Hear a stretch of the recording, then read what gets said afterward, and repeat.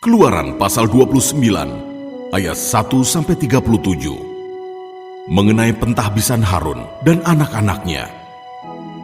Inilah yang harus kau lakukan kepada mereka untuk menguduskan mereka, supaya mereka memegang jabatan imam bagiku.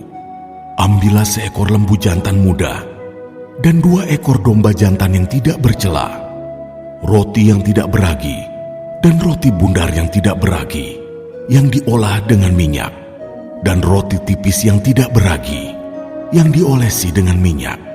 Dari tepung gandum yang terbaik, haruslah kau buat semuanya itu. Kau taruhlah semuanya itu dalam sebuah bakul, dan kau persembahkanlah semuanya dalam bakul itu. Demikian juga lembu jantan, dan kedua domba jantan itu. Lalu kau suruhlah Harun dan anak-anaknya datang ke pintu kemah pertemuan, dan haruslah engkau membasuh mereka dengan air. Kemudian kau ambillah pakaian itu, lalu kau kenakanlah kepada Harun kemeja, gamis, baju efod, dan baju efod serta tutup dada. Kau kebatkanlah sabuk baju efod kepadanya. Kau taruhlah serban di kepalanya, dan jamang yang kudus kau bubuh pada serban itu. Sesudah itu kau ambillah minyak urapan, dan kau tuang ke atas kepalanya, dan kau urapilah dia. Kau suruhlah anak-anaknya mendekat, dan kau kenakanlah kemeja-kemeja itu kepada mereka. Kau ikatkanlah ikat pinggang kepada mereka, kepada Harun dan anak-anaknya, dan kau lilitkanlah destar itu kepada kepala mereka. Maka merekalah yang akan memegang jabatan imam. Itulah suatu ketetapan untuk selama-lamanya. Demikianlah engkau harus mentahbiskan Harun dan anak-anaknya. Kemudian haruslah kau bawa lembu jantan itu ke depan kemah pertemuan. Lalu haruslah Harun dan anak-anaknya meletakkan tangannya ke atas kepala lembu jantan itu. Haruslah kau sembelih lembu jantan itu di hadapan Tuhan, di depan pintu kemah pertemuan. Haruslah kau ambil sedikit dari darah lembu jantan itu, dan kau bubuh dengan jarimu pada tanduk-tanduk mezbah, dan segala darah selebihnya haruslah kau curahkan pada bagian bawah mezbah. Kemudian kau ambillah segala lemak yang menutupi isi perut, umbai hati, kedua buah pinggang, dan segala lemak yang melekat padanya, dan kau bakarlah di atas mezbah. Tetapi daging lembu jantan itu, kulitnya dan kotorannya, haruslah kau bakar habis dengan api di luar perkemahan. Itulah korban penghapus dosa. Kemudian haruslah kau ambil domba jantan yang satu. Lalu haruslah Harun dan anak-anaknya meletakkan tangannya ke atas kepala domba jantan itu. Haruslah kau sembelih domba jantan itu, dan kau ambillah darahnya, dan kau siramkan pada mezbah sekelilingnya. Haruslah kau potong-potong domba jantan itu menurut bagian-bagian tertentu. Kau basuhlah isi perutnya dan betis-betisnya, dan kau taruh itu di atas potongan-potongannya dan di atas kepalanya. Kemudian haruslah kau bakar seluruh domba jantan itu di atas mezbah. Itulah korban bakaran, suatu persembahan yang harum bagi Tuhan, yakni suatu korban api-apian bagi Tuhan. Kemudian haruslah kau ambil domba jantan yang lain, lalu haruslah Harun dan anak-anaknya meletakkan tangannya ke atas kepala domba jantan itu. Haruslah kau sembelih domba jantan itu, kau ambillah sedikit dari darahnya, dan kau bubuh pada cuping telinga kanan Harun dan pada cuping telinga kanan anak-anaknya, pada ibu jari tangan kanan, dan pada ibu jari kaki kanan mereka, dan darah selebihnya kau siramkanlah pada mezbah sekelilingnya. Haruslah kau ambil sedikit dari darah yang ada di atas mezbah, dan dari minyak urapan itu, dan kau percikanlah kepada Harun, dan kepada pakaiannya, dan juga kepada anak-anaknya, dan pada pakaian anak-anaknya. Maka ia akan kudus, ia dan pakaiannya, dan juga anak-anaknya, dan pakaian anak-anaknya. Dari domba jantan itu haruslah kau ambil lemaknya, ekornya yang berlemak, lemak yang menutupi isi perutnya, umbai hatinya, kedua buah pinggangnya, lemak yang melekat padanya, paha kanannya, sebab itulah domba jantan persembahan pentahbisan. Kau ambillah juga 1 keping roti, 1 roti bundar yang berminyak, dan 1 roti tipis dari dalam bakul berisi roti yang tidak beragi, yang ada di hadapan Tuhan. Haruslah kau taruh seluruhnya ke atas telapak tangan Harun, dan ke atas telapak tangan anak-anaknya, dan haruslah kau persembahkan semuanya sebagai persembahan unjukan di hadapan Tuhan. Kemudian haruslah kau ambil semuanya dari tangan mereka, dan kau bakar di atas mezbah, yaitu di atas korban bakaran, sebagai persembahan yang harum di hadapan Tuhan. Itulah suatu korban api-apian bagi Tuhan. Selanjutnya haruslah kau ambil dada dari domba jantan, yang adalah bagi pentahbisan Harun, dan kau persembahkan sebagai persembahan unjukan di hadapan Tuhan, dan itulah bagian untukmu. Demikianlah harus kau kuduskan dada persembahan unjukan, dan paha persembahan khusus yang dipersembahkan dari domba jantan, yang adalah bagi pentahbisan Harun dan anak-anaknya. Itulah yang menjadi bagian untuk Harun dan anak-anaknya menurut ketetapan yang berlaku untuk selama-lamanya bagi orang Israel. Sebab inilah suatu persembahan khusus, maka haruslah itu menjadi persembahan khusus dari pihak orang Israel yang diambil dari korban keselamatan mereka dan menjadi persembahan khusus mereka bagi Tuhan. Pakaian kudus kepunyaan Harun itu haruslah turun kepada anak-anaknya yang kemudian, supaya mereka memakainya apabila mereka diurapi dan ditahbiskan. 7 hari lamanya haruslah pakaian itu dikenakan oleh imam penggantinya dari antara anak-anaknya yang akan masuk ke dalam kemah pertemuan untuk menyelenggarakan kebaktian di tempat kudus. Domba jantan persembahan pentahbisan itu haruslah kau ambil, dan dagingnya kau masak pada suatu tempat yang kudus. Haruslah Harun dan anak-anaknya memakan daging domba jantan itu serta roti yang ada di dalam bakul di depan pintu kemah pertemuan. Haruslah mereka memakan semuanya itu yang dipakai untuk mengadakan pendamaian pada waktu mereka ditahbiskan dan dikuduskan, tetapi orang awam janganlah memakannya, sebab persembahan kudus semuanya itu. Jika ada yang tinggal dari daging persembahan pentahbisan dan dari roti itu sampai pagi, haruslah kau bakar habis yang tinggal itu dengan api. Janganlah dimakan, sebab persembahan kudus semuanya itu. Maka haruslah kau perbuat demikian kepada Harun dan kepada anak-anaknya, tepat seperti yang kuperintahkan kepadamu. Selama 7 hari haruslah kau tahbiskan mereka. Tiap-tiap hari haruslah engkau mengolah seekor lembu jantan menjadi korban penghapus dosa untuk mengadakan pendamaian, dan haruslah kau sucikan mezbah itu dengan mengadakan pendamaian baginya. Haruslah engkau mengurapinya untuk menguduskannya. 7 hari lamanya haruslah engkau mengadakan pendamaian bagi mezbah itu.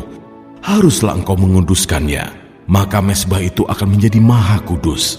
Setiap orang yang kena kepada mezbah itu akan menjadi kudus. Ayat 38 sampai 46 mengenai korban pagi dan korban petang.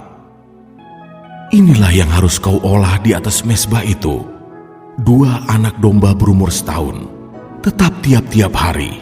Domba yang satu haruslah kau olah pada waktu pagi, dan domba yang lain kau olah pada waktu senja. Dan beserta domba yang satu kau olah 1/10 eva tepung yang terbaik, dengan minyak tumbuk 1/4 hin, dan korban curahan dari 1/4 hin anggur. Domba yang lain haruslah kau olah pada waktu senja, sama seperti korban sajian, dan korban curahannya pada waktu pagi harus engkau mengolahnya sebagai persembahan yang harum, suatu korban api-apian bagi Tuhan. Suatu korban bakarannya tetap di antara kamu turun-temurun, di depan pintu kemah pertemuan di hadapan Tuhan, sebab di sana aku akan bertemu dengan kamu untuk berfirman kepadamu. Di sanalah aku akan bertemu dengan orang Israel, dan tempat itu akan dikuduskan oleh kemuliaanku. Aku akan menguduskan kemah pertemuan dan mezbah itu. Lalu Harun dan anak-anaknya akan kukuduskan supaya mereka memegang jabatan imam bagiku. Aku akan diam di tengah-tengah orang Israel, dan aku akan menjadi Allah mereka. Maka mereka akan mengetahui bahwa akulah Tuhan Allah mereka, yang telah membawa mereka keluar dari tanah Mesir, supaya aku diam di tengah-tengah mereka. Akulah Tuhan Allah mereka.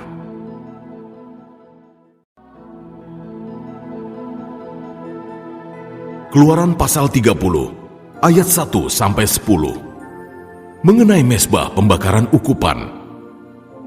Haruslah kau buat mezbah, tempat pembakaran ukupan. haruslah kau buat itu dari kayu penaga, sehasta panjangnya dan sehasta lebarnya, sehingga menjadi 4 persegi. Tetapi haruslah 2 hasta tingginya. Tanduk-tanduknya haruslah seiras dengan mezbah itu. Haruslah kau salut itu dengan emas murni, bidang atasnya dan bidang-bidang sisinya sekelilingnya, serta tanduk-tanduknya. Haruslah kau buat bingkai emas sekelilingnya. Haruslah kau buat 2 gelang emas untuk mezbah itu di bawah bingkainya. Pada kedua rusuknya haruslah kau buat gelang itu, pada kedua bidang sisinya, dan haruslah gelang itu menjadi tempat memasukkan kayu pengusung, supaya dengan itu mezbah dapat diangkut. Haruslah kau buat kayu pengusung itu dari kayu penaga, dan kau salutlah dengan emas. Haruslah kau taruh tempat pembakaran itu di depan tabir penutup tabut hukum, di depan tutup pendamaian yang di atas loh hukum, di mana aku akan bertemu dengan engkau. Di atasnya haruslah Harun membakar ukupan dari wangi-wangian tiap-tiap pagi. Apabila ia membersihkan lampu-lampu, haruslah ia membakarnya. Juga apabila Harun memasang lampu-lampu itu pada waktu senja, haruslah ia membakarnya sebagai ukupan yang tetap di hadapan Tuhan di antara kamu turun-temurun. Di atas mezbah itu janganlah kamu persembahkan ukupan yang lain, ataupun korban bakaran, ataupun korban sajian, juga korban curahan, janganlah kamu curahkan di atasnya. Sekali setahun, haruslah Harun mengadakan pendamaian di atas tanduk-tanduknya. Dengan darah korban penghapus dosa pembawa pendamaian, haruslah ia sekali setahun mengadakan pendamaian bagi mezbah itu di antara kamu turun-temurun. Itulah barang maha kudus bagi Tuhan. Ayat 11-16 mengenai persembahan khusus pada waktu pendaftaran orang Israel. Tuhan berfirman kepada Musa, apabila engkau menghitung jumlah orang Israel pada waktu mereka didaftarkan, maka haruslah mereka masing-masing mempersembahkan kepada Tuhan uang pendamaian karena nyawanya pada waktu orang mendaftarkan mereka, supaya jangan ada tulah di antara mereka pada waktu pendaftarannya itu. Inilah yang harus dipersembahkan tiap-tiap orang yang akan termasuk orang-orang yang terdaftar itu. Setengah shikal ditimbang menurut shikal kudus. Shikal ini 20 gerah beratnya. Setengah shikal itulah persembahan khusus kepada Tuhan.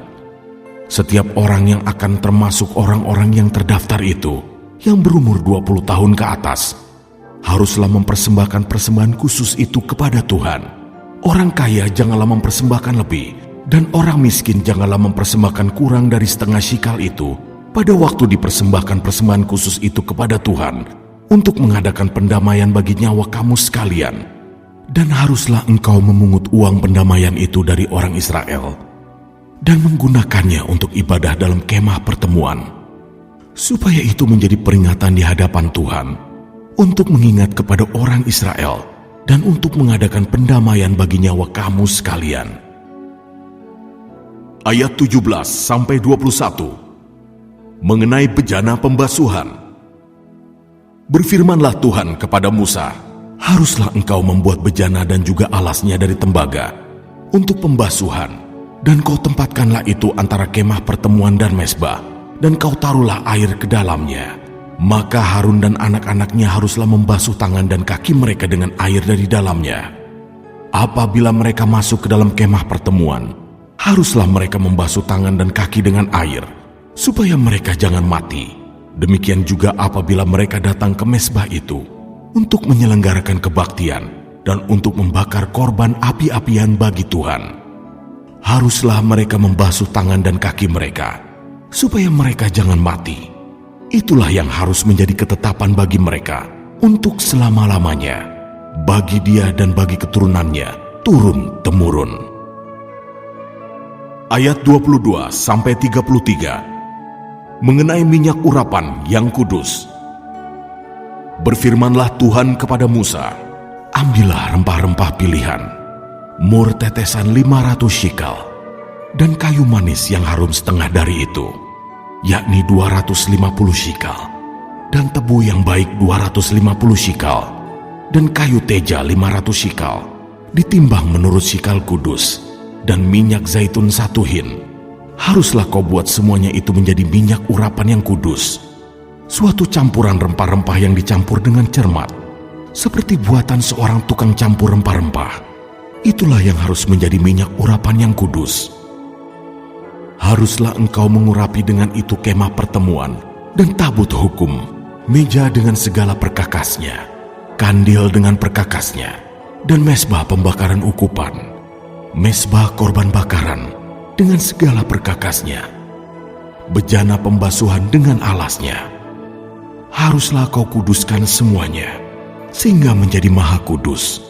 Setiap orang yang kena kepadanya akan menjadi kudus. Engkau harus juga mengurapi dan menguduskan Harun dan anak-anaknya, supaya mereka memegang jabatan imam bagiku.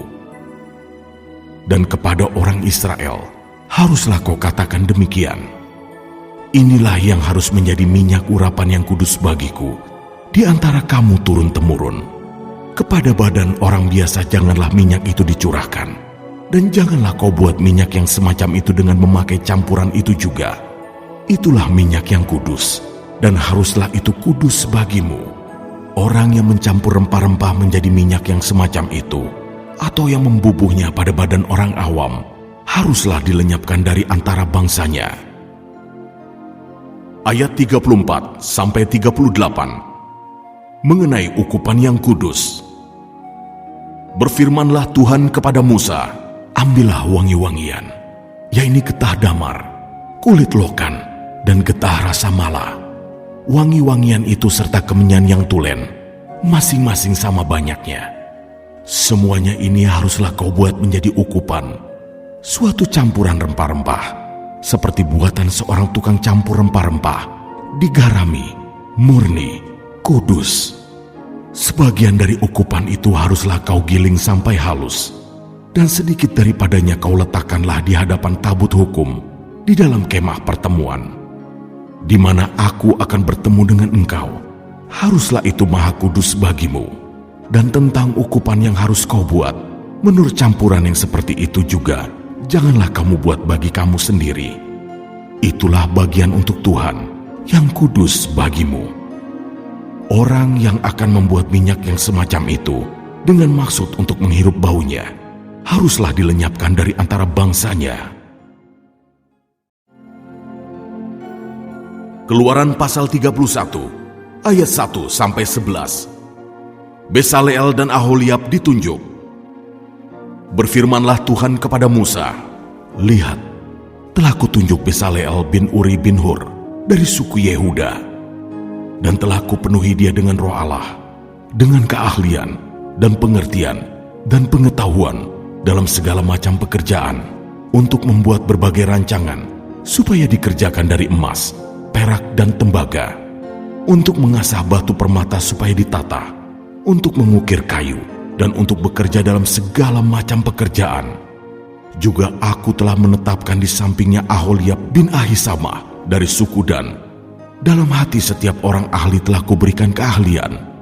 Haruslah mereka membuat segala apa yang telah kuperintahkan kepadamu: kemah pertemuan, tabut untuk hukum, tutup pendamaian yang terletak di atasnya, dan segala perabotan kemah itu, yakni meja dengan perkakasnya, kandil dari emas murni dengan segala perkakasnya, mezbah pembakaran ukupan, mezbah korban bakaran dengan segala perkakasnya, bejana pembasuhan dengan alasnya, pakaian jabatan, baik pakaian kudus kepunyaan Imam Harun maupun pakaian anak-anaknya untuk memegang jabatan imam, minyak urapan dan ukupan dari wangi-wangian untuk tempat kudus, tepat seperti yang telah kuperintahkan kepadamu.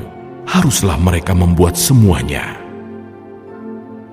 Ayat 12-17, peringatan untuk menguduskan hari Sabat. Berfirmanlah Tuhan kepada Musa, katakanlah kepada orang Israel demikian: akan tetapi hari-hari Sabatku harus kamu pelihara, sebab itulah peringatan antara aku dan kamu, turun-temurun, sehingga kamu mengetahui bahwa akulah Tuhan yang menguduskan kamu. Haruslah kamu pelihara hari Sabat, sebab itulah hari kudus bagimu. Siapa yang melanggar kekudusan hari Sabat itu, pastilah ia dihukum mati. Sebab setiap orang yang melakukan pekerjaan pada hari itu, orang itu harus dilenyapkan dari antara bangsanya. 6 hari lamanya boleh dilakukan pekerjaan, tetapi pada hari yang ke-7 haruslah ada Sabat, hari perhentian penuh, hari kudus bagi Tuhan. Setiap orang yang melakukan pekerjaan pada hari Sabat, pastilah ia dihukum mati. Maka haruslah orang Israel memelihara hari Sabat dengan merayakan Sabat turun-temurun menjadi perjanjian kekal antara aku dan orang Israel. Maka inilah suatu peringatan untuk selama-lamanya. Sebab 6 hari lamanya Tuhan menjadikan langit dan bumi, dan pada hari yang ke-7 ia berhenti bekerja untuk beristirahat. Ayat 18. Musa menerima kedua loh hukum. Dan Tuhan memberikan kepada Musa, setelah ia selesai berbicara dengan dia di Gunung Sinai, kedua loh hukum Allah, loh batu yang ditulisi oleh jari Allah.